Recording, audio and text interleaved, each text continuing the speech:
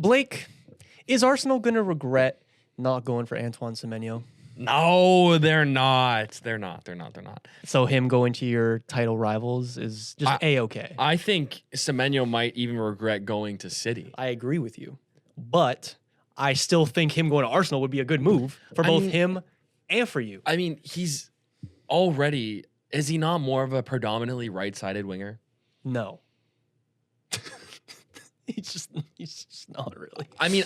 he's just not. But, okay. First of all... He can play both at the very least. I would prefer him on the right. Okay.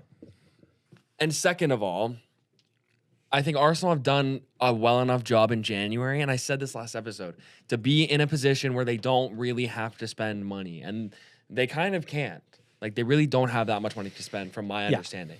Yeah. So, going for this guy, Semenyo, who I think is just a wonderful player, but also could suffer from the one season... You think he's a one-season wonder? Not one-season wonder, but has a really good run of form, gets a big move, and then doesn't continue that run of form. I can just see that happening. I can see that happening, too.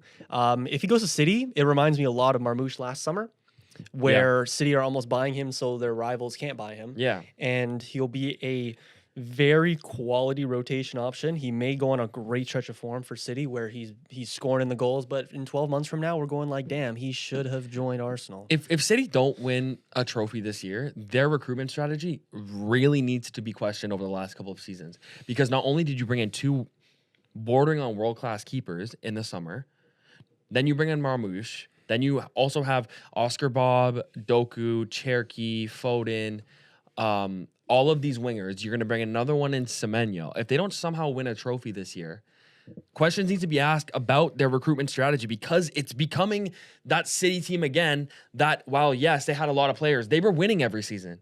If they don't win every season, they have all these players. They have James Trafford rotting on the bench after he was promised to be getting the starting role. That's something that I have an issue with their recruitment. There's been some misses. Like Ryan Ait-Nouri, I know he's been struggling with injuries. There's a little another bit. one, yeah. However, one of the reason that you're looking at that kind of signing and you're maybe considering out more of the flop side is because they had the Nico O'Reilly coming through and absolutely balling for them because their academy is top tier as well. So they're just such a run well club, Man City. I have no problem with the recruitment strategy because for every Ryan Ait-Nouri, there's been a Ryan Cherki who is maybe the best £30 million spent in this transfer market like ever. You know, like, I think last winter, they spent so much money. Vitor Reich, Kusanov, Omar Marmoush. They brought in about that. But these are youngsters. These are ones for the future. Fair. And it's happened before where City will sign somebody. They'll have a quiet first year, maybe a quiet first 18 months, and they'll just explode into one of the best players you've ever seen. And it's frustrating that way for City. I think if they don't win anything this season, it's more of a detriment for me on Pep Guardiola. Because you could say whatever you want about the recruitment of City over the past couple of years. You still look at that squad. You still look at the hits that they have had, which are still there, mind you. Yeah. It would be criminal if they don't win something this year. That's I think my they point. have an FA Cup. I think they have a League Cup in them. But do they have a league in them? I still don't think so. We're going to get into that. We're going to get into Arsenal's recent results against Brighton. But the meat and potatoes this episode, ladies and gentlemen, if you have clicked on this video, you will see by now that today is our big preview of the January transfer window. Today is the 29th of December. The window opens in T-minus 3 days. So in this episode, we are previewing what every single club should do in the January window, whether it be sign a player, sell a player, loan someone in, loan someone out, sign someone to a new Fire contract. the coach. Fire the coach. Fire the sporting director. We asked a bunch of you guys on Instagram as well for some suggestions. We're going to go over all of that. But first, welcome to the Real Football Plot. Oh! I was on such a roll, bro. Welcome to the real... That's crazy. Oh, what a throwback. We here, and welcome to the 6 Yard Box podcast. Welcome to the 6 Yard Box podcast. I'm here joined with Arsenal fan Blake. How are you, my friend? I'm good. I'm back in the studio with the same... At the table. Yeah. Yeah, this is like your second ever table appearance? I do like the table. I feel like I look better on the table. I feel like I feel better on the table. I don't know. We're getting your good side? I think so. Okay. I think that's what it is. We call this the big boy table. So ball knowledge sits at this table. So you have to get that. Really? Are you sure about that? I miss Miles. Bro. I miss Me too. I Miles. miss Miles. Okay, let's start at Arsenal first. Sure. I wrote down here in the notes that you survived Brighton. Yeah, we survived the last 30 minutes of Brighton. Exactly. Because the first 60 was dominant, and the normal actually created more chances than the past 3 games combined, it felt like. But, man, there's this hint of, I don't want to say a soft underbelly, but it's that. It's that Arsenal of past where, like, they would always bottle, they would always blah, blah, blah. They didn't do that under the later years of Arteta. But now it's really starting to almost seep in. These late goals, which didn't happen in this game, but it was an unnecessary goal that came out of nothing. And that's what's unfortunate and concerning, because we can go a full half with 0 XG conceded and then concede something like that. So that needs to tighten up. I know. David Raya saved you at the end with that beautiful save. What a save. And I'm kind of happy that almost happened, because I feel like David Raya kind of suffers from a great defense at times where he doesn't really have to do much. So it was a good reminder to be like, damn, this guy can still He is him. save us when he needs. So Talking about Odegaard, bro. man, it was a fantastic Odegaard performance. It was a vintage Odegaard performance, was. one that we haven't seen for a while. And what I liked about it is he dictated the pace of the attack and the midfield, but he didn't slow it down. And that's what he's done too much of late, is he slowed down the attack. But in this game, the attack was fluid, and if it needed to be slowed down, he did that.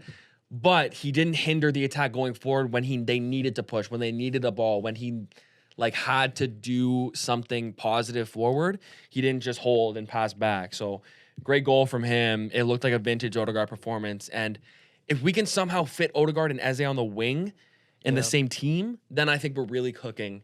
But it's great to see him back at his somewhat best. And I'm happy that, he scored, honestly.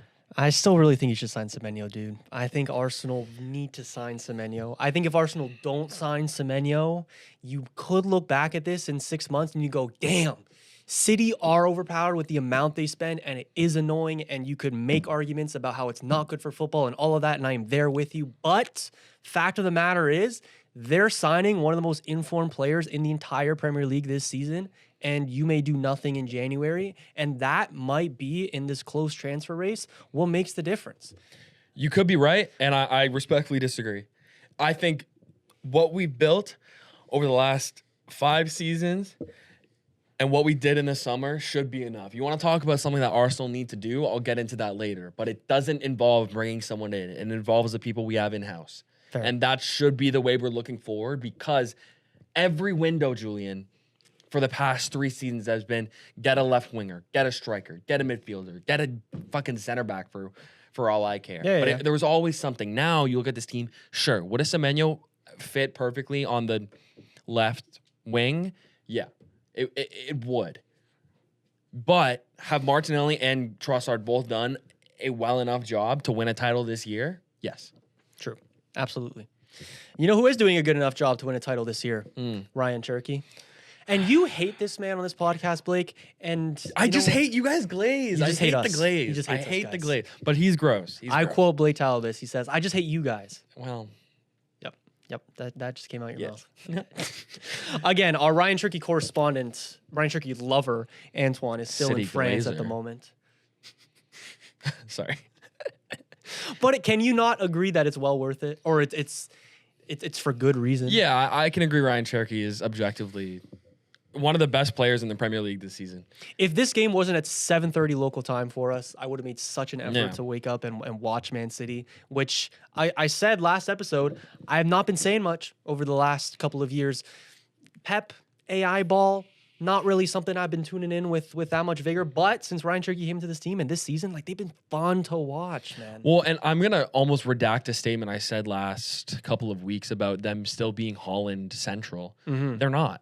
Yeah. And if they have Foden, who didn't have the best game this time out, but still had a couple chances, if they have Foden taking a step off and they have Holland taking a week off as well, but Cherky's doing what he does, like, then I see the De Bruyne Holland days of before, where you have 2-3 people who can deputize the takeover role when they need someone to grab the game by the scruff. And it's scary for every team in the Premier League. It absolutely is, dude. Most assists in the entire Premier League. Ryan Cherky is absolutely cooking right now. As far as it goes for goal scoring, I think this is his second league goal of the season, maybe third. So I don't know if you can necessarily say that he's going to end up being like an absolutely reliable goal scoring machine. You can rely on him creatively for sure. No, that's what I meant. Foden though. is more of I of meant the guy that pops creatively. in with I the meant goal. creatively. I just Yeah, meant yeah, like goal contribute, like creating what he needs to. Funny, I was looking at weaknesses of City, and a lot of like the analysis was still saying that they are very like Holland centric when it comes to goals. So I wouldn't even say that you need to redact that statement. Okay. Like, so, but like these players are absolutely on form right now. I think that's why they're carrying like such a good run of form at the moment. The defense is still something to be a little bit concerned about. I see the shakiness still. I still say the same thing that I said last week. I don't believe in this City team. I don't think this City team is all that great. I think they're a little bit overrated right now, and I think Arsenal are going to easily win the Premier League still. I'm like 90% sure. I mean, I hope you're right. The only thing I have going for me right now is that they literally have had the easiest run of form ever. It's been Leeds, Fulham, Sunderland. Sure, tough fixture, I guess, but it was at home, right? Yes. No, it was away. No, it was at home. Sunderland at home. Then they had Madrid in the Champions League, hard fixture. Palace that they won. Yeah, that they won. Palace away, decently hard fixture, yeah. Then Brentford, West Ham, Forest. It's been a very easy run of form for them. And they've been doing worse than the scoreline suggests as well. 100%. 3-0 against Palace was not a 3-0 game. No, absolutely not. 3-0 game. And you could say 2-1 against Nottingham Forest should not even gotten to 2-1 because of a red card that was completely missed by the referee on Ruben Diaz. Like, as if City needed any more help in their title race over their run of being amazing. All the money they spent, all of the PSR regulations they've just absolutely shit on. But no, you know what? Ruben Diaz clips Igor Jesus already on a yellow card, 0-0 game, and for some reason, he's like the last man, clips him. Nothing done by the referee. Just gives the free kick and we say play on. Fair enough. What is that? What is that?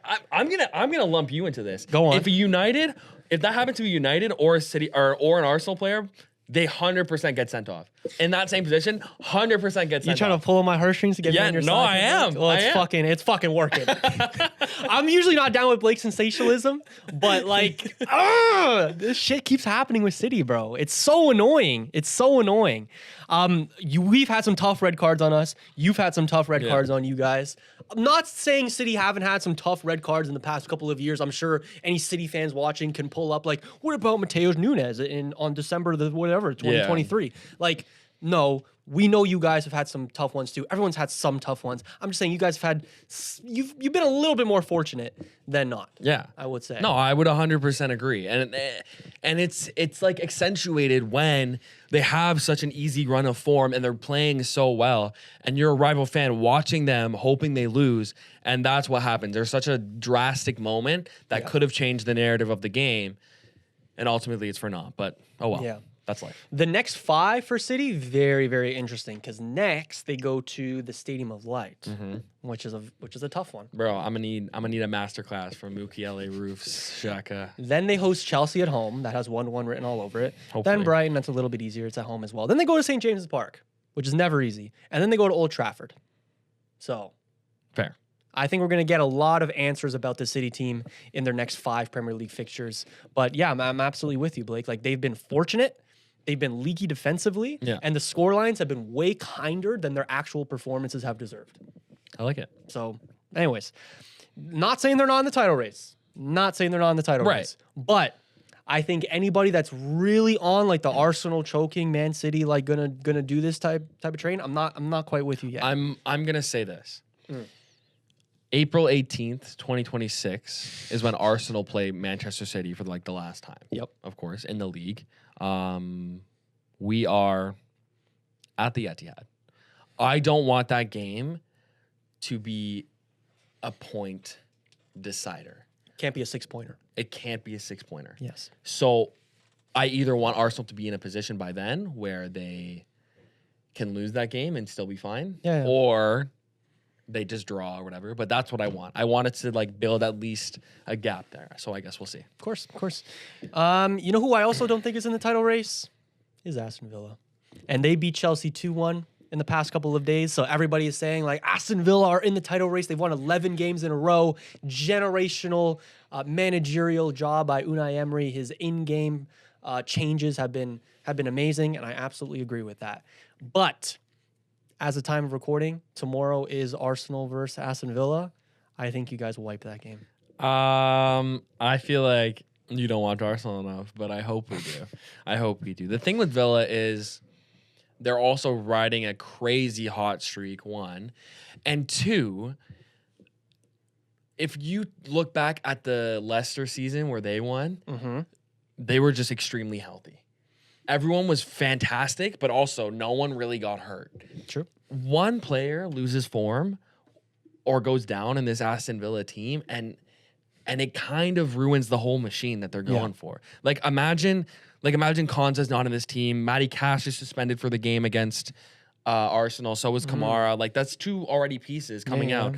So coming into them, you're going to have players who haven't really been feeling the good run of form. It'll be like Andres Garcia. Maybe Lindelof goes to right back. Maybe it's Konza. I don't know. But you're already seeing the frailties just by speculating what could happen with the team. They're playing great, but do they have the squad depth to keep it going? I don't know. Yeah. I mean, they're walking a very tight line. They're playing a very unsustainable type of football. But I think they are still, I mean, they're 10 points away from dropping out of the Champions League places. Like they are very comfortable where they are. Yeah. Like I think even Villa fans will admit that title conversations are a little bit premature. But if they get a result at the Emirates, they're right there. I will concede. Absolutely. Yeah. But it's gonna be tough.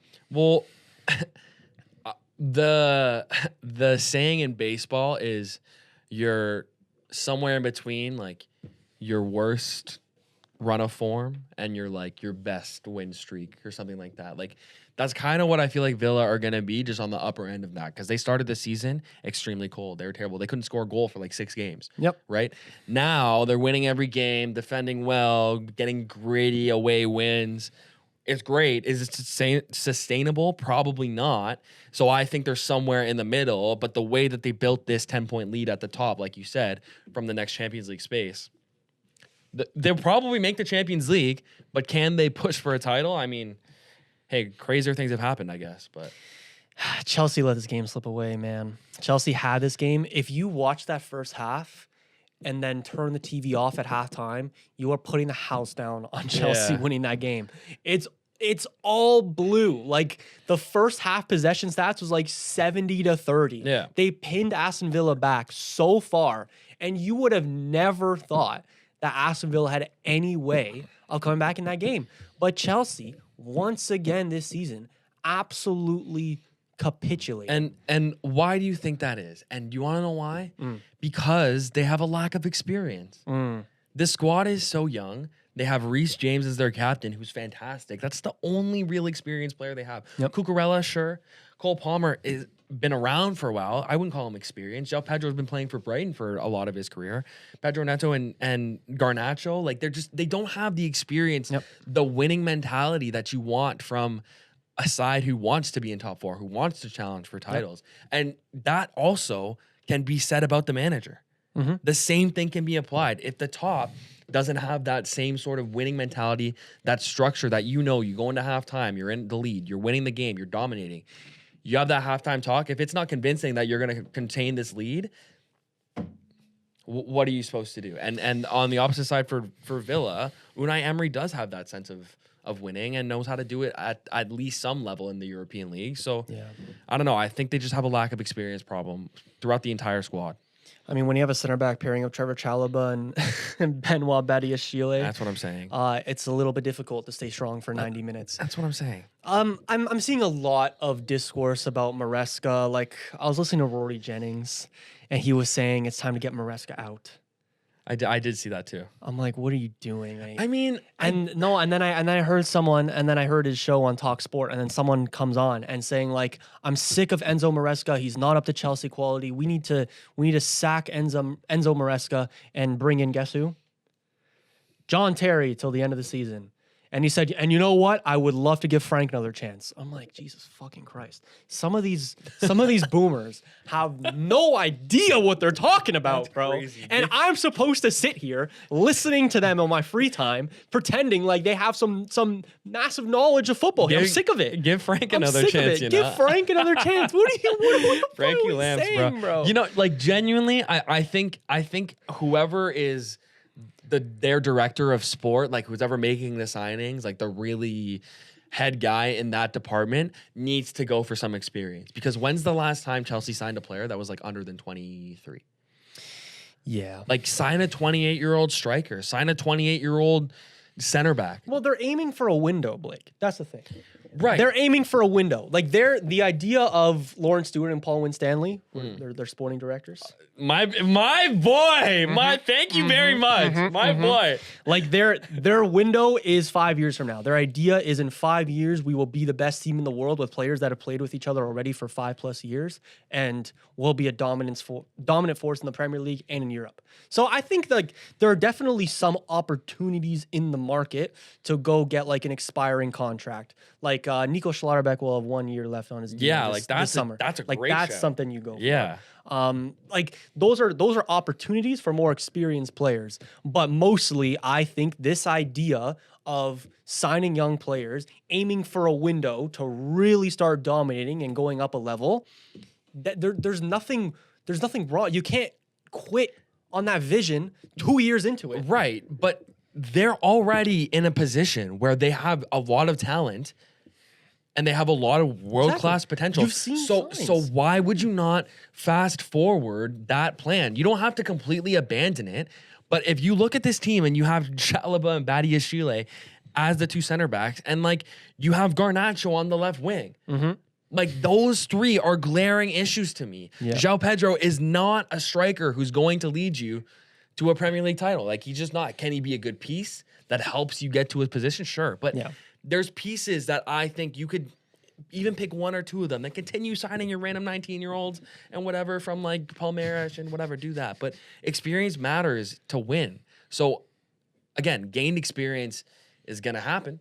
But when does the plan become winning now? Because you have an opportunity to do so. Yeah, I'm just not that like concerned about like, again, like I don't think we can start drawing conclusions and making decisions that's going to take us off the rails from a Chelsea perspective and move us away from our target in 3 years. Because this is, again, when you're doing long-term projects, you can't cut down the tree 2 years in. You can't do that. In 2 or 3 years, we can have that conversation.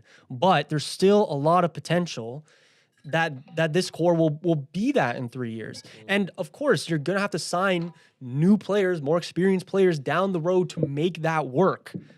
But have there not been signs already that this team can do it? Like 12 months ago, Chelsea were already in like title conversations, and that was premature as well. And I think it's premature right now. I wouldn't expect these guys to be competing with City and Arsenal right now, but they're going to be there, and I'm confident they're going to be there. Like, I don't know, man. Like nobody has the patience for long-term projects anymore, and that pisses me off.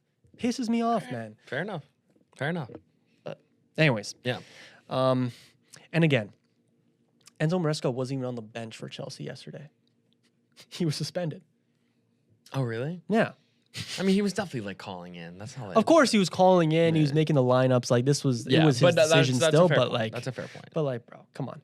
Anyways, let's move on, because elsewhere in the Premier League, there was, you know what? I'm going to go with the Liverpool game first. There was a big headline.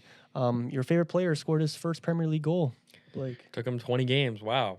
Am I supposed to applaud that?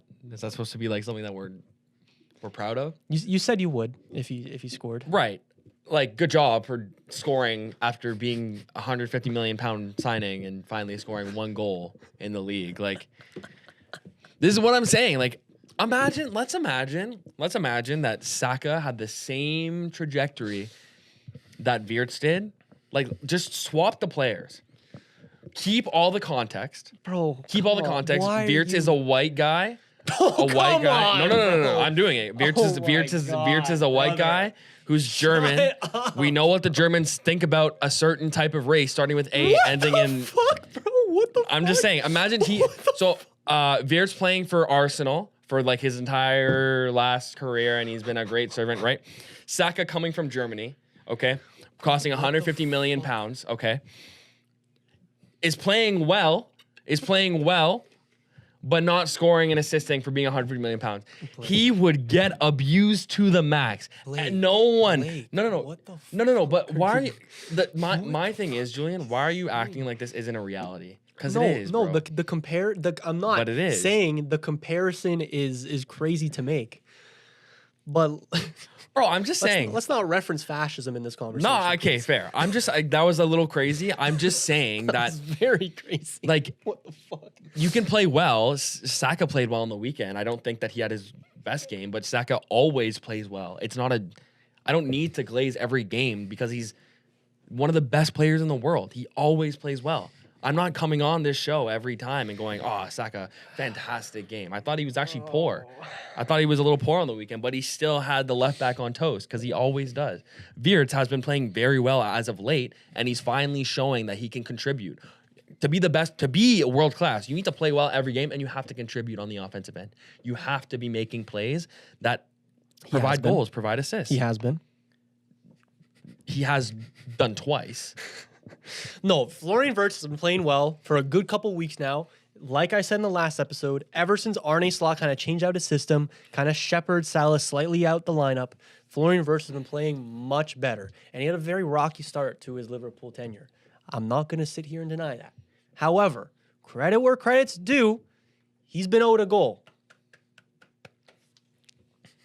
You scored your goal. I'm happy for you.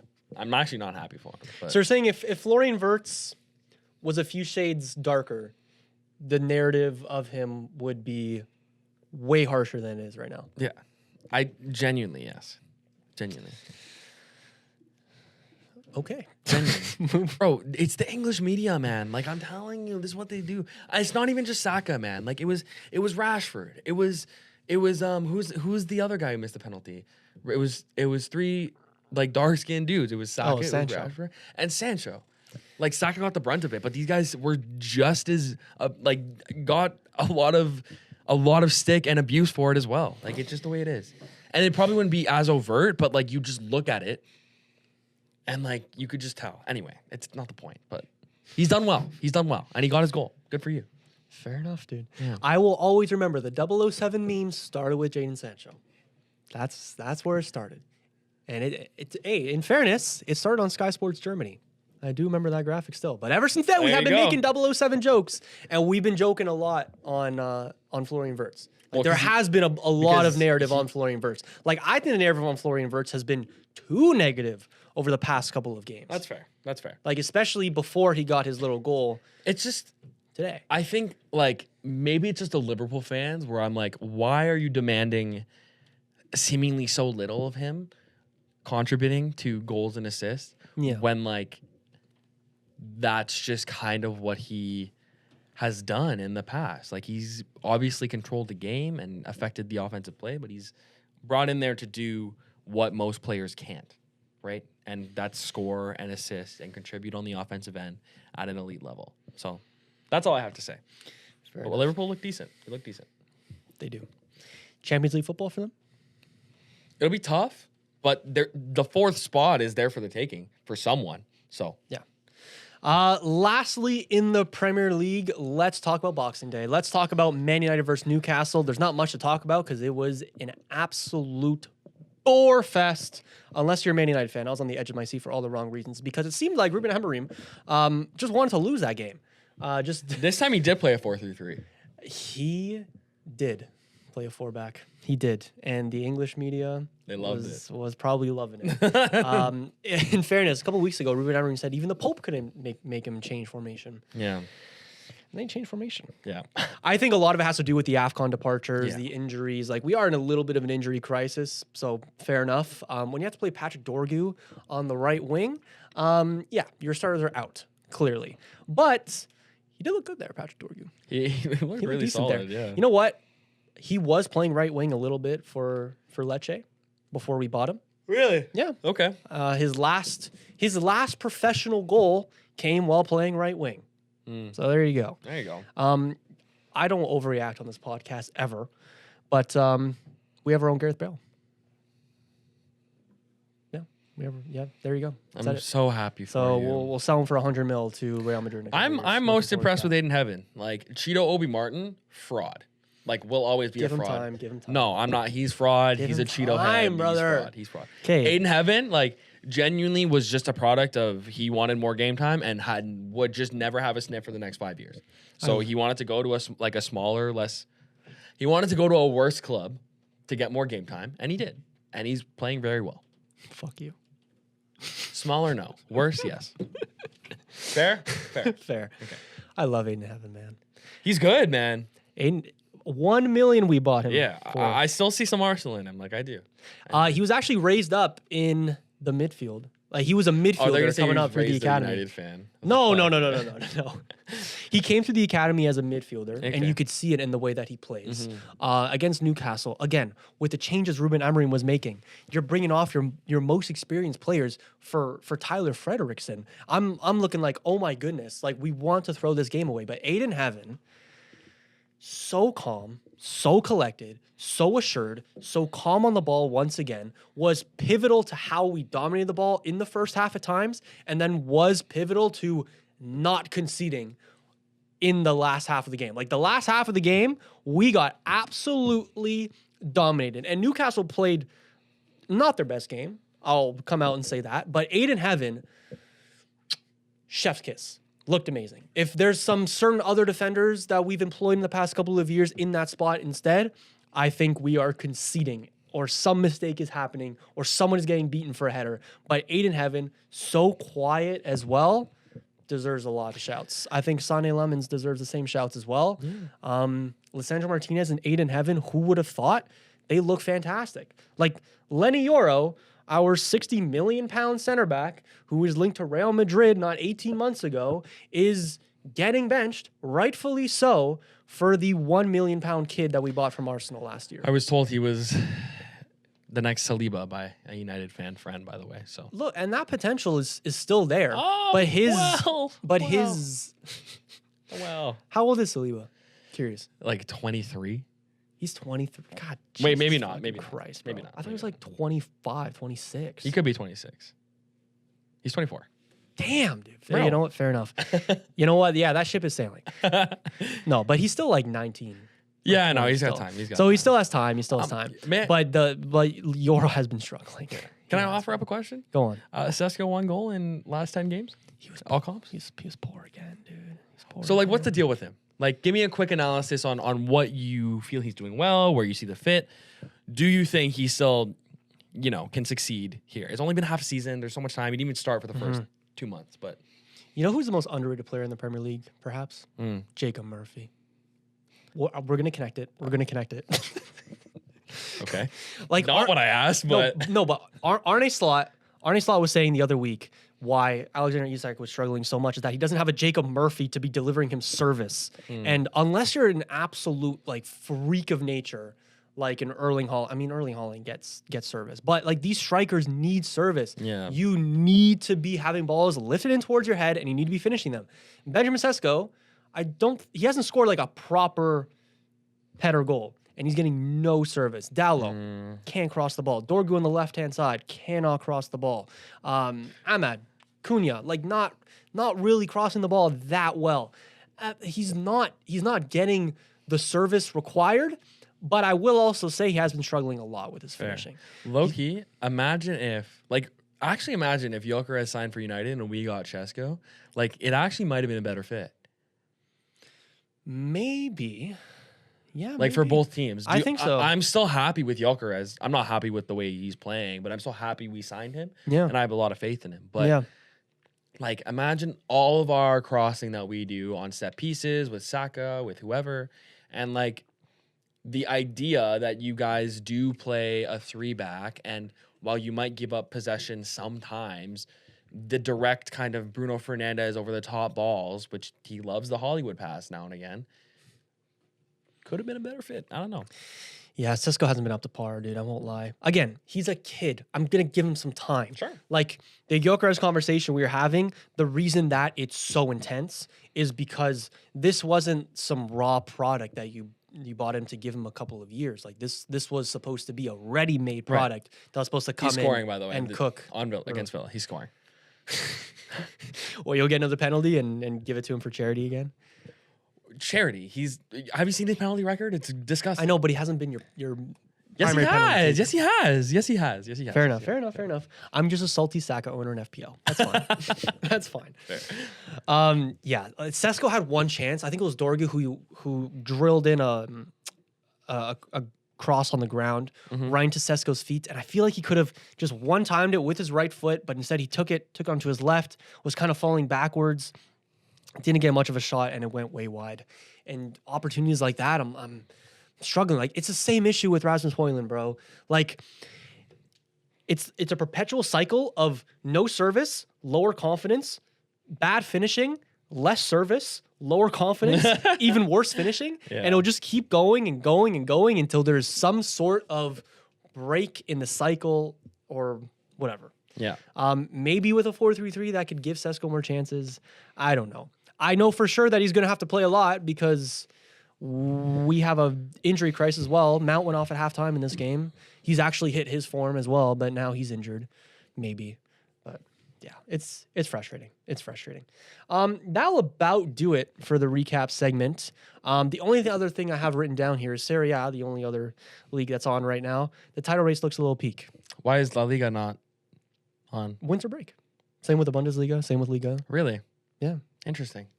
So Serie A didn't have any Boxing Day games, obviously, but they play on the 27th and 28th. Okay. Yeah. Inter won yesterday, 1-0. Milan won, was it 3-0? And Nkunku got his first league goals. Yeah, for them. you got the double, eh? Yeah. Yeah. Double balloons. 3-0. Pulisic scored as well. How old do you very think Nkunku is? Without looking. 26. He's 28. Damn, dude. Isn't that crazy? I know. He does. He has an air of a youngster. He does. Yeah. He's 28. I saw that yesterday. He has been around for a while, to be fair. I know, but like 28 is crazy. If you told me he was like 24, I would have been like, yeah. Yeah. Anyways, we're going to talk about those teams. We're going to talk about those teams in a minute. Let's move on to the meat and potatoes of this episode where we are doing one January move for every team. Way.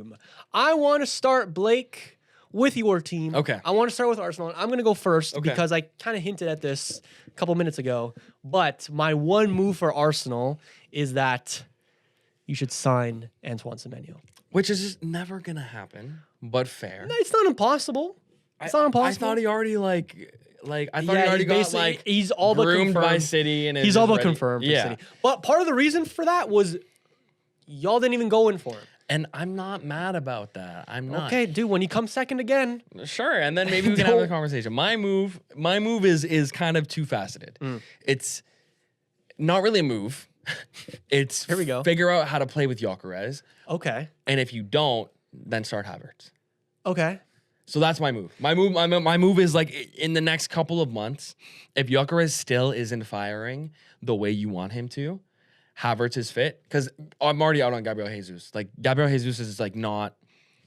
He's fun to watch, but you watch him for like a full 90 minutes, and it's like you're just the player that we've all remembered. Not clinical, flashy, but doesn't fit a number 9 role. So Havertz, who has had marginal success, Gyökeres off the bench, you have depth for a reason. My one other move that I was considering putting on the list was to sell Gabby Jesus. Yeah. Yeah, and So fair. that could be it as well. Because then if you tell me sell Gabby Jesus and get another attacking signing, then maybe I can consider going out for someone who I don't know, but yeah. Okay. Next is Man City. My one move for Man City was to loan out Oscar Bob. I think he still has buckets of potential, and he's not going to really get in the City team. Yeah. I don't know how realistic it would be to sell him this window, but I say loan him out to a lower Premier League club, guarantee him game time, push up his value, and potentially sell him in the summer. Mine was on the opposite end of that we already talked about. It's just lock up Semenyo. Yeah. while I kind of had that already as like being locked up. So- yeah, but fair. That was my thing. While Yeah, yeah. again, I've questioned their recruitment strategy, and I hope it fails. Like I genuinely hope. I actually really like Semenyo because he's a Bournemouth boy. So I hope maybe he scores like a goal, but I hope they lose every game still. But yeah, like that's all they need to do. Lock that up and see what happens. My one move for Aston Villa is a little bit out there. I saw an article. It goes like this: Villa's scouts attended the match in Brazil between Cruzeiro and Grêmio last month, notably tracking Caio Jorge and 17-year-old winger Alisson. The Athletic previously reported that Villa are closing in on signing Alisson and are expected to finalize an agreement worth up to 12 million next month. So I was like, okay, I know he's young, but Aston Villa are in for a winger. Interesting. Yeah. So I put like, okay, if you want to shore up the wing, and if you are in this title race, I think Aston Villa should buy Brendan Johnson. Fair. Yeah. Yeah, I like that. He's or maybe loan him in or something, but he's already linked to like Crystal Palace. Yeah. He's probably gonna leave Tottenham this winter, somewhere. Yeah. Probably in the Premier League. Yeah. Why not go for it? That's along the same lines as what I have. Mine is just squad depth. Right, and Brennan. I said loan in squad depth because I know they have random PSR rules that are kind of hindering them going for someone huge, but they don't really need someone huge. With the position they're in, you don't want to mess with what's working. What you do want to figure out is if someone does get injured, like I said earlier, who's going to come in and help? Who's going to come in? Are they in the Europa League? Aston Villa. Yeah. I believe so. I should know this. This is bad. No, they're in the Champions League. Or no, No, you're in the Europa League. They're in the Europa League. Okay. L-ball knowledge. It's okay. Who's gonna play for them on Thursday, Sundays, right? Who you're gonna deputize against Fenerbahce? Who's gonna help with that? Yeah, that is tough because Like they need squad Damn, depth. If I were them, I'd kind of do what they did. Like they loaned in, was it Rashford? No, this summer, Last past summer. summer, last winter, winter, they loaned in it was Rashford. Rashford and Asensio. that's what I'm saying. Do something like that. Opportunities in the market Loan like in a this, couple yes. where it's financially it won't hinder you, but to get you over Yes. the line of the season, do that. Yes. Speaking of the summer, by the way, something else that they have to do is get rid of Harvey Elliott because What a joke that is, man. what a horrible So, like, loan in that was. What do we think the deal is? Do we think that Unai Emery just hates him? Do we think there's a falling out between them? Do we think I was looking into this today. Yeah. So what's happened basically is Aston Villa have an obligation to buy I know Harvey this, Elliott if he yes. plays 10 games. But there's a little bit of a rift there. So they don't want to trigger that. so? How many has he been played? Like a game? He played like So he's made a couple of appearances for Villa, but I think he's also made an appearance for Liverpool. oh, and that counts. But what that means is that he's club tied. So per European rules, you're not allowed to play for more than 2 European clubs in a single season. So if he doesn't play for Aston Villa again this year, if he doesn't play for Liverpool the rest of this year, he is not allowed to go play for a third club this season. Oh, that's crazy. So that means he basically has to either rot on the Liverpool bench or just sit out that's crazy. the rest of the year. Poor guy. Nah, fuck him. He's a cunt. I don't know if you've seen any like videos, but I don't know. Harvey Elliott's just not he's not the best guy. All right, fair enough. I mean, I don't really give a shit about him, but I just meant if he wants to play, that sucks. But anyway, Yeah. Anyways, what's your move for Liverpool? my move for Liverpool is the center back move. Yes. But for me, it's not Gahey because I don't think Gahey's leaving because I think Gahey's gonna go in the summer because why did we go through that whole summer fiasco this season for him to threaten with Glasner leaving? Fair. I don't think he's gonna go. I think they go for like Scalvini, who's a young center back in Italy, who Arsenal have also been kind of linked with. Okay. But I think someone like that is their way to go because like Konate and Van Dijk have kind of been better as of late, and you would suspect that they would be able to at least continue this until the next season. But if you can like sprinkle in a Scalvini, I think Leone's another guy from Italy who I'm pretty sure is a center back, or he might be CDM. But Liverpool signed him. they did already Yes. this summer. Last summer they signed Last summer. So why did I have him in my notes? him. Maybe it's a different one. Maybe. But Liverpool did sign. No, it's this Center guy, back. and he's a center back, right?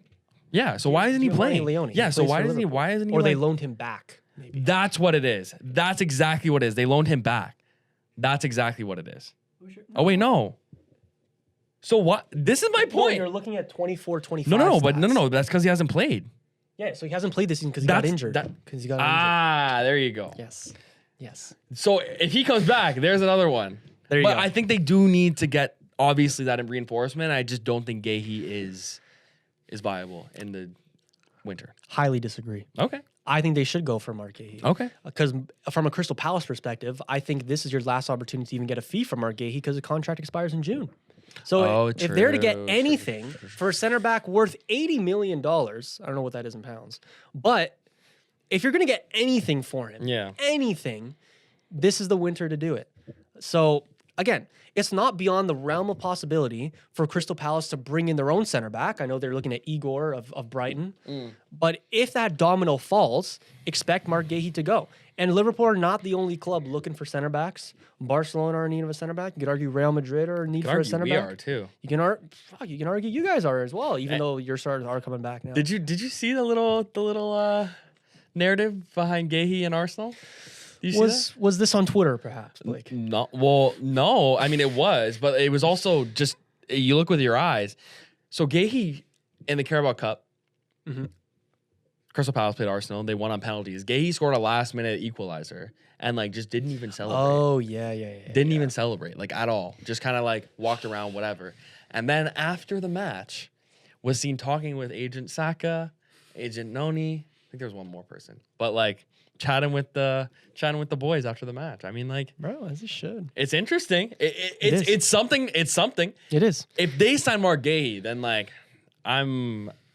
wow, I am on cloud nine. But Shout out Johnny Robbo, friend of the show. Mm. He said LFC need to bring in Gahey and a left center back / left back as a squad player / future starter. I'm not sure if you're aware, Johnny, you did sign Leone in the summer, and that is exactly what he is going to be. I love you, Johnny. But see, But I didn't even know either because he's been hurt. So he you signed know, him for like 30 or 40 mil, dude. I know, This is like a but big signing. bro, availability is the best trait, man. If he's not available, you can't. He's like 18, so right. let's give him some patience. All right. A team I forgot to mention around Mark Gahey was Chelsea. He's not Chelsea going should Chelsea. be- He's not going Chelsea. He's played for Chelsea before. He's not going He, Chelsea. he's a Cobham lad. He's not going Chelsea. He's a Cobham lad. He's not going Chelsea. Why? I can just tell you, he's not going Chelsea. For his Because career, he was so friendly to Saka and Madueke, he's not going to go to Chelsea. Because for ever. his career, he's smart. He wouldn't go back to Chelsea. He wouldn't. I would not doubt it, dude. Well, I'm not going to bet with you. I'm just saying it's a possibility. All right. I'm not betting the house on it. I think it's the same amount of possibility that Semenyo comes to Arsenal. It's not happening.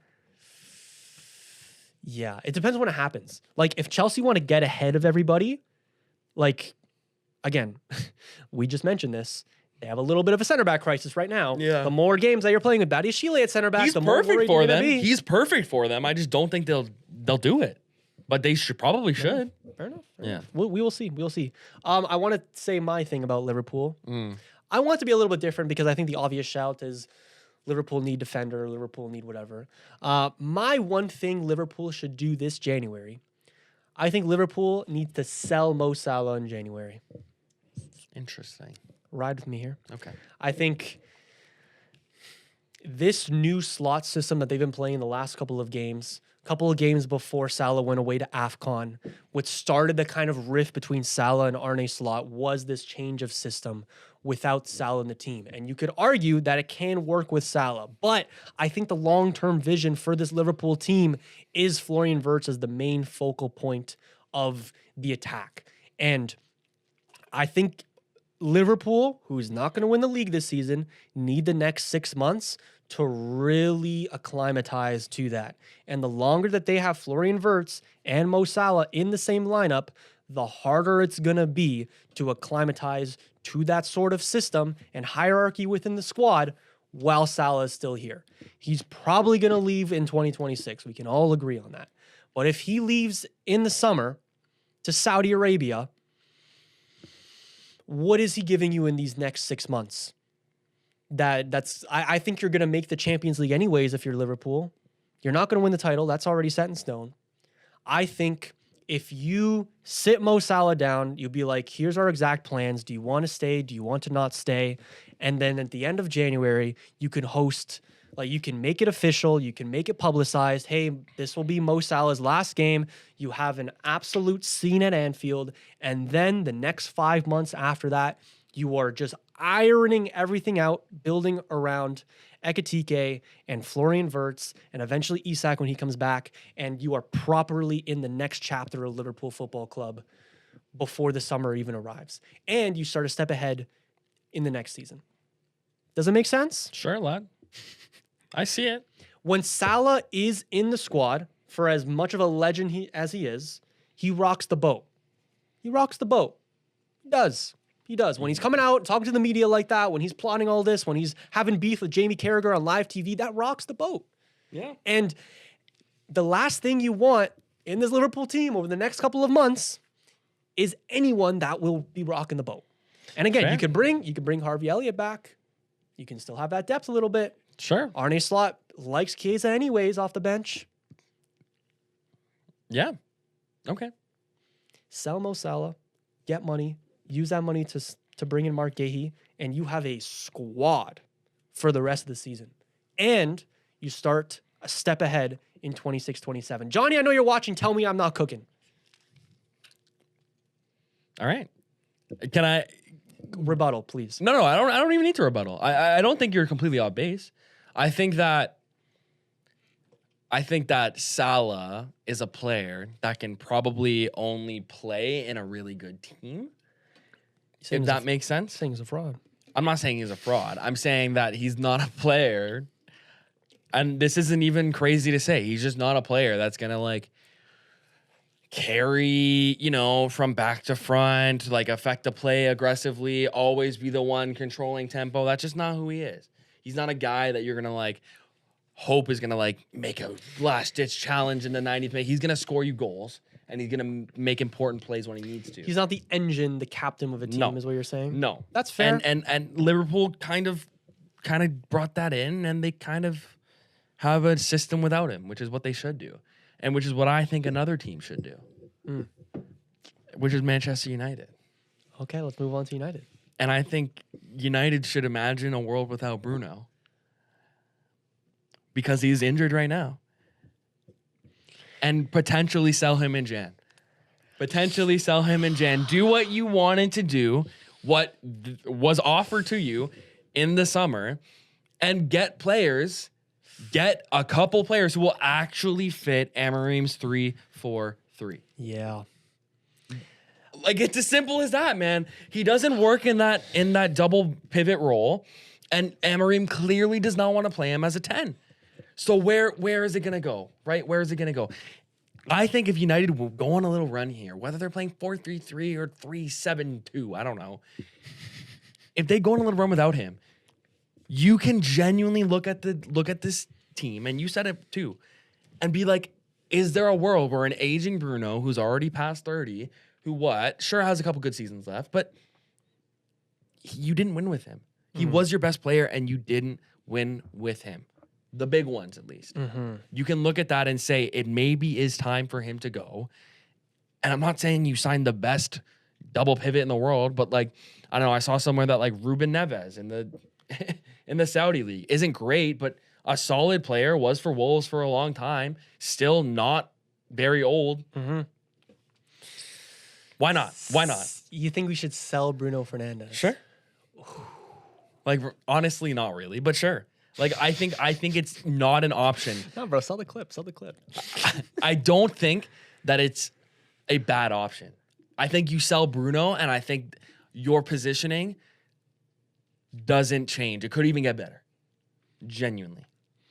I do see the vision because I was on this train in the summer. You were. My one issue with it now is the potential replacements that we would bring in, we'd have to pay so much more for. That's a good point. Because it is January. Yeah, that's a good point. So if we sell Bruno, we would have to bring in one of Elliot Anderson or Carlos Baleba. It'd have to be. But if we sign one of them in January right now, with how stingy those teams are, we'd have to be paying $50 million more than we would be next summer. I feel like you could get Elliot Anderson for like 50 million. No.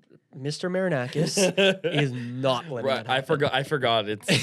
I forgot we're talking about Yes. the warlord here. And then Brighton is stingy as well. Yeah, Like that in the one's summer, crazy. they were asking for 120. I know he hasn't been in the best form, but they are asking for at least 90 this winter. Yeah. Probably more than that. Yeah. Just because of the fact that it is January as well. So that's my one gripe with it. Plus, to Bruno's credit, for every like defensive liability that he has presented himself as being, especially over the past couple of months, his offensive production has really been there, really good. has been carrying Yeah. us at times. Yep. So I don't know. It's kind of like you don't really know what the experiment is going to look like until Bruno's out the team. And now Bruno is out the team for we're not sure how long still. Yeah. So we're kind of getting like the taste of what things look like without Bruno right now. If that is okay, then we could have a little conversation about that in a month's time. Okay. But yeah, I don't think a £100 million deal doesn't really get wrapped up with Saudi Arabia in January. I don't know. We'll see. But in a serviceable it did for replacement would Duran. need to come in. That is true. It did for Duran. These signings do happen. Yeah. Enzo Fernandez was signed in January, and Enzo Fernandez was signed in January. My God, he was. Mikhailo Mudryk wasn't much less than that. Leandro Trossard.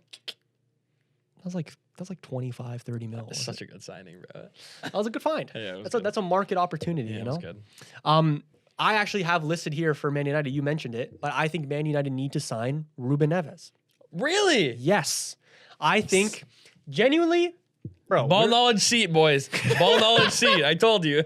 Ball knowledge seat. We're on the same wavelength, and I love this about it. Like Ruben Neves is looked at as like some washed midfielder playing in Saudi Arabia. He's 28 years old. Is he still on the Portugal team? This is the thing as well. This is another reason I think he should come to United is because he wants to be in the Portugal team. I see, okay. He probably has it locked up still, but even if he wants to be pushing for a starter place, or if he wants to keep his squad rotation place right now, he should come back to Europe and still remind the world that he is that midfielder that played over 250 times for Wolves. Yeah. And can absolutely be that guy. I think he's the perfect role for that midfield pivot in the United midfield. When we saw him at the Club World Cup and he looked very, very good against great opponents. I remember him playing against Real Madrid for Al Hilal, and he was balling. I am very much a fan of this move. I think it's a great opportunity in the market. You're not breaking the bank for Ruben Neves. He comes in, he shores up your midfield. I honestly think outside of Bruno's attacking production, Ruben Neves comes in and he is our best pivot midfielder. Yeah. So I would love if we played that Bruno Ruben pivot, maybe even that Ruben Casemiro pivot with Bruno higher up forward. Okay. We will see. You're not going to break the bank. Maybe you figure out some loan with a buy situation. I don't know. But Ruben Neves he isn't just a Band-Aid either. Right. He comes in and he can be here for like 3 years. Yeah. Remember, bro, I was just thinking back to that like João Moutinho, Ruben Neves midfield for Wolves, bro. Like, Bro, I watched João Moutinho this weekend. He still plays for Braga. really? Yeah. I thought he retired. No, bro, still kicking it for Braga. Oh, damn. Yeah, bro, he's been there for a couple years now. Damn. All Yeah, right, bro. my bad. We tied 2-2 with them. Title hopes are over for Benfica. Wow. I'm devastated. I'm sure you are. I'm devastated, mate. Let's move on to Tottenham. Or no, let's move on to Chelsea. Sure. Because we haven't talked about Chelsea. We had a comment or a suggestion from Saniball10. He said, can sporting directors be sold in January? Again, assume you're talking about Stuart and Winstanley. But this is what I'm saying. And we were just talking about this. There's a lot of unrest with the way that they're doing business because it's great. But like for every signing that they've had that's hit, there's a bunch of them that are just in the ether of what are you even doing here? Yeah, but again, I think you're talking about windows and we're talking about a long-term project with Chelsea. And I think there needs to be just a little bit of patience. I think like, bro, a lot of the perception around Chelsea was just been fast forwarded so much in the past year because of what happened in the Club World Cup. And I think we need to calm the brakes a little bit around Chelsea. And I was saying that in the summer. I think if Chelsea signed Mark Gahey this January, the narrative completely changes. The defense is shored up. Yeah. It's a great opportunity in the God. market. Oh my God. And that's like kind of an experienced player. Yeah. He's like he's young this still. Is but exactly he has what I was saying. experience. Like along the way, you need to pick up these experienced opportunities in the market. Okay. But the core remains young. And I love that. And I like that about Chelsea. Okay, fair. Again, like you're not going out, you're not signing an Aubameyang, you're not signing a Raheem Sterling, those kind of signings, let's leave those in the past. Like those are the kind of moves that have really, really screwed over Chelsea the last couple of years. Yeah. Those are the moves we can't make. And those are the moves that Blue Co were making at the beginning. This recent pivot here, again, I don't mind it. It's a long-term project. But Saini clearly has some gripes with the current sporting directors. And I understand. I would just preach patience. And I think you need to find a good opportunity in the market. And I think you're going to have a good opportunity. Over the next couple of months, there's going to be some great center backs in the shop window for Chelsea. There's going to be Mark Gahey, whose contract is expiring in June. Dayot Upamecano, his contract expiring in June. Someone's getting him for free. And as well, Nico Schlotterbeck, like I mentioned, will have 1 year left on his contract. Nico Schlotterbeck is like such a Chelsea player. I feel like I can just like see that. I see it, man. And then he's in every, starting Ultimate Team. Then I can actually like know what he plays like. You know what I mean? Oh, because you play FIFA a bunch? Because you're a sweat? You wanna go there? You wanna go there? No, we're not going there. We're not going there. Fuck you. All right, let's move on to Tottenham. Okay. Let me. This one I do actually have a player, which maybe I just saw this somewhere. But like, what about like Lookman for Tottenham? Because he's only started 9 times for Atalanta, which isn't a lot, and has 2 goals. So he's not like a key. He's not a key piece to what they're doing right now. He was linked to a move away from the club in the summer. Didn't happen. They need attacking help. They need a lot of help, but they need attacking help. And Ademola Lookman is dynamic, can probably fit the Premier League and their system in a way. I don't see why they shouldn't be at least looking and asking Atalanta what they would like to do. He is at AFCON, so he'll be back in the next like 5 weeks. Yeah, but I'm sure they can still do transfers. I don't know. It might be hard because he's at AFCON, but I think it's an interesting one to look at. Yep. If Spurs are missing anything, it's mid-wingers. They don't. I feel like they have a wealth of those already. But a lot of them are mid, injured right though. now. But he's not mid. Yeah, but we said Xavi Simons isn't mid. We said Mohamed Kudus isn't mid. I didn't say that. I didn't say. And Mohamed Kudus is okay. He's okay. Like Brennan Johnson, they're selling because they have a wealth of wingers at their disposal as well. Yeah, I mean, like if I could say they should get Gahey. I could say you want to know what my thing is? Yeah, go. Sack Thomas Frank. That was on my list of things. But I've been on that train. They should have signed Ange. But why do you say that? Why do you say that? Again, I don't look at Spurs as any. Like I'm not inspired when I look at Spurs, and they just beat Crystal Palace. They just went to Selhurst Park and grabbed the 1-0 win. It was awful. And it was awful viewing. I'm not. If again, I hear from Spurs fans, I hear from neutrals. Nobody is looking at Tottenham with any sort of aspiration, excitement, any little bit of hope for this Tottenham team. They're just devoid of everything. They have interesting players. They have core pieces that could do something in this league, but Thomas Frank is such a negative manager for this team. And I was even looking, Blake, at I was reading The Athletic, and they do some sort of like a report every couple of weeks with like looking at the data, looking at like where teams should be compared to where their actual position is in the league table. Sure. Spurs being 11th place in the Premier League, having a terrible season. Blake, guess what? They're overperforming their league position. Oh, that's not good. They should be in like 16th, 17th place right now, according to the data. They have been horrendous this season, and still they are overperforming. I don't know what manager they do bring in. I just wanted to be quick with Tottenham.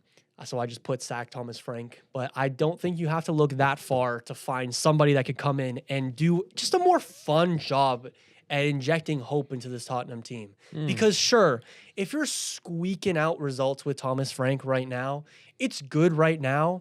But when you start beating off the path a little bit in like March, April, that's just going to snowball into such a horrible run of form that I don't even think it's worth it to stick with it right now through the results. Sack Thomas Frank. Fair. It's almost like they had a manager that won them a trophy the first time in however long that actually was definitely played exciting football, whether it was negative for Spurs fans or positive. Yep. He definitely played exciting football. Anyway, I'm not a Spurs fan. I don't fucking care. If you look at home form, Blake, if you look at the home Premier League table, they are 2 points up from 19th place. Yeah, it's crazy. They are tied for 18th. Yeah. They're chatting with Burnley, West Ham, and Wolves. Yeah, it's crazy. It's so bleak. Could happen to a worse club. Again, like there's poor results, there's terrible performances, and overall there's no vision. And somehow with they this Tottenham still team. beat you guys in the Europa League final. That's crazy. I know. It's embarrassing. It's embarrassing. Let's move on now to Newcastle. Very, very quickly for Newcastle. I have here that they should sign some depth. They should loan in Joe Gomez. Go Gomez. Joe Gomez. Interesting. I honestly don't hate that. I'm just gonna piggyback off of you because I didn't know we were doing Newcastle. So, but yeah, that's fair. That seems good. They need a lot of help though, because I don't know, for them just being a really annoying team to play against, which you can kind of relate to. Yeah. Their league position is just not good. It's just not. No. They've had a terrible year. I was debating on putting Eddie Howe here, but I don't think we're quite there. No, I think Eddie Howe is. He's on the brink. He's on the brink. Yeah. But I put sign Joe Gomez. Their center backs are perennially injured. You can use some right back cover as well. Yeah. Kieran Trippier is going to leave in the next year. So I was about to type Joe Gomez, and I literally typed Go Gomez. Like, what is wrong with me? Blake brain rot, ladies and gentlemen. All right. Next up is Barcelona. Hated the way you said that. They need center backs as well. That's also my thing. Yeah. Call me Quinto, another friend of the show. Shout out Quinto, man. Told us that Barcelona need a center back ASAP. Lots of fixtures coming up. Get it done. Okay, let me offer you this one. Maybe this is dumb. What about like a Pau Torres? Which again is kind of weird because I just said Villa need like depth, but they don't really need defender depth. They have a decent amount of defenders. Like Lindelof's been playing, Konsa's been playing. You were just saying that they're like 2 injuries or 1 injury away from playing what's his face. And he is injured right now. So that might be No, I put Barca could think about loaning in either a Nathan Ake or a Kusanov. I think if City want to bring in center back depth of their own, I think they have a little bit of comfort there. If Barcelona offered good terms to loan in like a Nathan Ake, who's pretty much out the team altogether, then that's like a Band-Aid. I think that's what Barcelona need. I think they need a Band-Aid to carry them for the next couple of months. And then the summer, you bring in a long-term option. Someone else I was looking at as well is Marco Senesi. Marco Senesi I think he might be another center back whose contract runs out in the summer. At the very least, it runs out in 2027. And there's going to be a lot of sharks circling Marco Senesi right now. Very adept at his feet. He's left-footed, plays for Bournemouth. I know, but Dean Huijsen just came from Bournemouth, and he's been decent in La Liga so far. So let's not put it past it as well. He's on the right side of 30. I don't think Marco Senesi and Nathan Ake, a Kusanov would be a bad little pickup for the next couple of months. And then you make a long-term assessment in the summer. You bring in someone else. I don't know. I'm backing my Pau Torres shout. I like it. I'll back the Pau Torres shout as well. Fair enough. They've been doing well without him. And it's like another Spanish left-sided center back. So you can also copy and paste that exact conversation when you're talking about Real Madrid as well. Real Madrid could do with bringing in a Marco Senesi. Yeah, or they could do with getting rid of Vinny. No, not. You know what? I want to do. This isn't a January thing. I think you either get rid of Vinny or you get rid of Xabi Alonso because those two clearly cannot coexist. I agree. So I think Vinny leaves in the summer. fair. And that's why it's maybe a little bit premature because that move is crazy to happen in the winter. I agree Yes. with you. But like your guy you brought in, who is a legend of the club, like status-wise right now, there's Vinny and there's Xabi Alonso. They both have won stuff. Yep. The things to win with Real Madrid, right? They have won But stuff.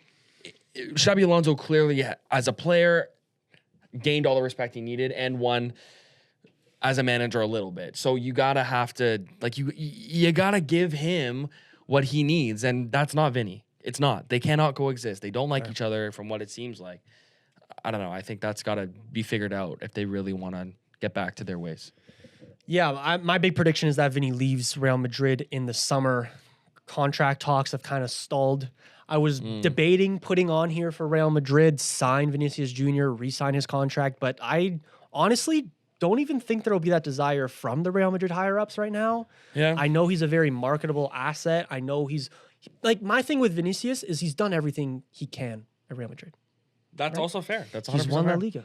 He's won the Champions League. Well, multiple Champions Leagues. Yep. He's been the best player. He's been the Ballon d'Or contender. Like he has kind of dropped off from the best version of Vinicius Jr. And obviously I can't look into his mind, but there has to be some part of him that's kind of on the wavelength of I've kind of done everything I can here. Maybe it is time to go to Saudi Arabia and collect a paycheck. Maybe it's time to go to Bayern Munich and win a bunch of Bundesligas and, dominate that league. Maybe it's time to go to a PSG if they want me. Maybe it's time to go test myself in the Premier League. Maybe it's time for the next chapter of my career, whatever level that may be. And I think Real Madrid, they've kind of committed to this project. I think Xabi Alonso has potential to bring Real Madrid back to the promised land. And I think their biggest problem this season has almost been too many cooks. And getting rid of Vinicius Jr. might actually have the paradoxical effect of making Real Madrid better. So I think getting rid of Vinny in the summer would be a good move. And I think they have to start thinking about that. But January move, I don't know. The thing I did actually put for Real Madrid is they need to lock up Nico Paz. Yeah, that's fair. They have like a 10 million buyback clause on him. He's worth like 80 mil. Just not saying get him in to the Bernabeu in January, but just check up on him. Just ring the phone. Hey, Nico, you good? No one's in for you? Your agent's doing well? Okay, good. Yeah. Your place is here in the summer. We'll see you then. Just make sure no one's making like a surprise move for Nico Paz. Sure. Anyways, moving on to PSG. My moves were contract renewals of Fabian Ruiz and Seni Mayulu, whose contracts run out in 2027. Sure. And Bradley Barcola, who's had a lot of like noise around him. His contract expires in 2028. Renew that deal, shut the noise up as well. If you want to talk about signing a new player, you could look at Dayot Upamecano. You can sign him to a little pre-contracting and then bring him in as like a Marquinhos replacement potentially. We'll see. That was my thing was a center back. Yeah. That was my thing was a center back. And the Barcola thing is interesting because like down that stretch, was he hurt last year or whatever? I think that's right. But even Antoine would say like he was kind of not the odd one out. But down that stretch when it really mattered, he's still so young. He has so much talent. I'm not saying he's not talented, but he definitely felt like the guy who should come off the bench, not the guy who deserves to be starting. Talking about Marquinhos? No. Barcola. Oh, Barcola. My bad. Yeah, no. Yeah. So that's why I kind of get why the noise is around him. Like I'm looking at their fixture this weekend or last weekend against, or I guess 2 weekends ago because it's been a while. But like their lineup, did he start? No, it was Lee, Kengan Lee, Ramos, and Mbaye, and he came on. But like their front three, kind of objectively, should be Kvicha, should be Due, and should be Dembele. True. So if he wants to be that guy on the left side to be like kind of deputize that. Not deputize, but like solidify that spot. He might need to go somewhere else. Well, where could he go where he's the main guy on the left? A lot of places would love him. A Well, lot of places. Like I would take him as the main guy as the left. Are you kidding me? Of course you would. I guess so. And that's yes. what I'm saying. That's what I'm saying. I Like, think PSG benefit a lot by having 4. When your next best winger after those big 3 is like a Seni Mayulu, you're in a Sure. worse position. And Vicha is not going into every single game saying like I need to have a 10 out of 10 performance because I have a dog on the bench waiting for my spot. that's fair. Type thing, you know? And then injuries happen as well. Dembele's been out. Barcola has filled in as striker or some, you know, That's fair. that 3 has like moved around to have Barcola Yeah. come in. He is also play on the right wing as well. Like he's malleable. And Sure. he's only But 23. how does he feel though? Like, I don't know. That depends. I don't know. That depends. I would love to see him not at PSG. Like, that's just me. Because I think he's one of my favorites to watch. Like, I know Doué is definitely more talented, but no, I agree. Okay, moving on to Inter Milan. This is where we get a little quick here. Yeah. I have signed Nicolas Sule. sure. I have the opposite. Contract expires in 6 months. You can get him for transfer market says $5 million. I just said, like, just sign someone young. Dude. 31-year-old wash center back. Yeah, but see, exactly. Inter. I'm like, Pounce on that, screw dude. that. Just sign someone young. Just do it for me so that I don't look at your team. Like, they actually have a couple young players in their squad right now, but like, just sign someone young. I don't care who it is. Fair. Get some youth in there. For AC Milan, I said recall Francesco Camarda, and I know he hasn't really impressed My boy. our boy. You know, fun fact, I followed him when he was 13. Yes, you've said that. That's like weird. That is really weird. Just opening it with That's that what he. bold statement. That's his favorite Whoa, part. about whoa. I remember seeing like a B Warmers post about like this 12-year-old just scored 8 goals in a single academy game. I'm gonna be like, I'm gonna be his best friend at follow him in at like 5,000 followers. So, anyways, recall Francesco Camarda.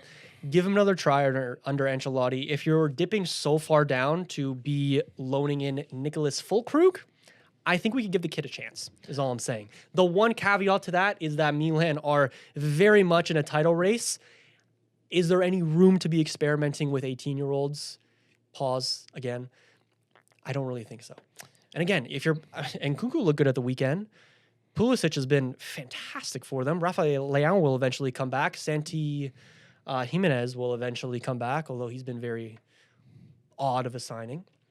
I think give the kid a chance. Shout out Francesco Camarda. I have nothing to say about Milan. I genuinely have no idea how they Fair. do business. It makes no sense to me. They signed Nicholas Füllkrug.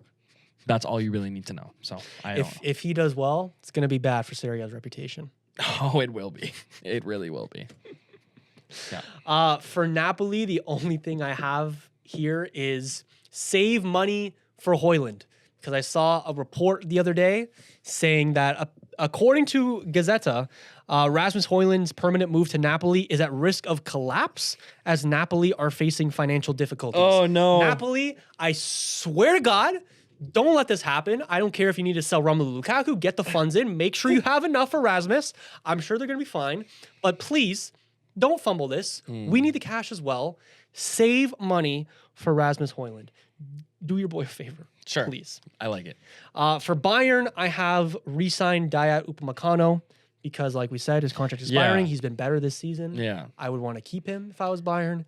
And then for Dortmund, I have re-signed Nico Schlotterbeck. Yeah. We talked about that as well. Bayern for me is like, what do you really want from a team that is just dominating their league, second in the Champions League? Not much. And then Dortmund for me was, I think they do need another attacking kind of loan signing like they did in the past couple of years, because out of the top 5 in the Bundesliga, they have the least amount of goals scored, and it's by like a pretty decent margin. It's like by 5 or 6 goals. Yeah. So there's clearly an attacking lapse there. So I would go out and like loan in some attacking player. They've done it before. Do it again. Fair enough. And that'll do it for our January preview, Blake. One more thing before we...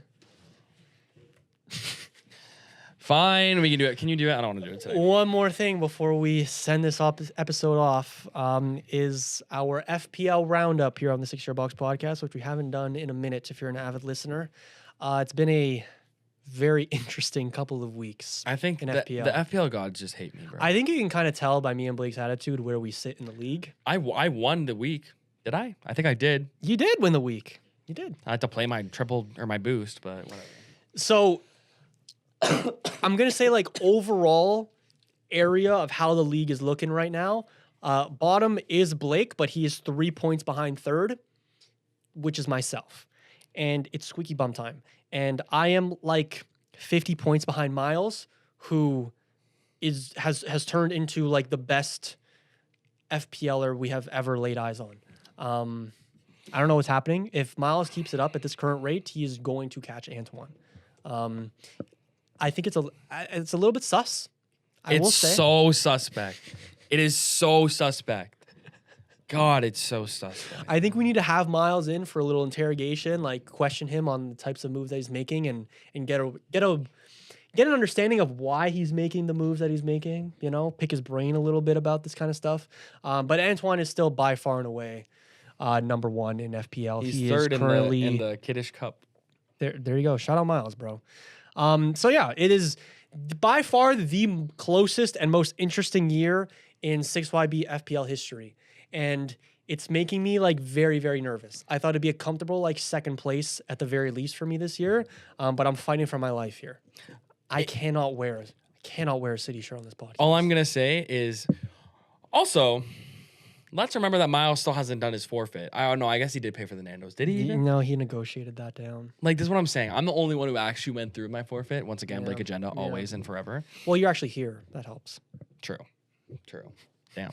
But yeah, I think the only reason why I'm not the only reason why I'm not third right now in the league table is because I played my bench boost, yet somehow I had two players who were, one was sick and one was ill. So It's okay. I had a terrible bench boost as well. Don't worry.